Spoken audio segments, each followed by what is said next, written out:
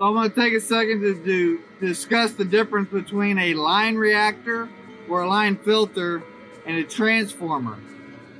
So this is a VFD, and this here, many people, I would say the vast majority, are going to see this and they're going to think this is some sort of transformer, type device. Reality is, this is not a transformer at all.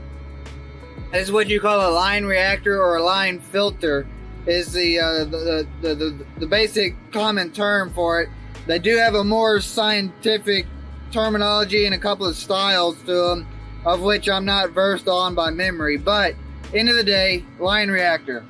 Now this is an actual transformer, and it serves the purpose of stepping down. You got 460 coming in, and you've got 120 coming out, right? What this is doing is, this is inputting power through the drive, and its job and focus is to filter the voltage going through and the current going through the drive's electronic circuits. So you'll see on many of them, especially the larger ones, there'll be 3 legs in, 3 legs out. This is 1 leg in, 1 leg out. This other side of the post is just going into the coil and back out. What this is doing in just really basic sense is, it's got a core, it's got a coil. When current flows, when the electricity and the current is flowing through these wires, this core is absorbing a lot of the variance and the say like a static spike, if you will, in the current sine waves themselves. And what it's doing is coming in.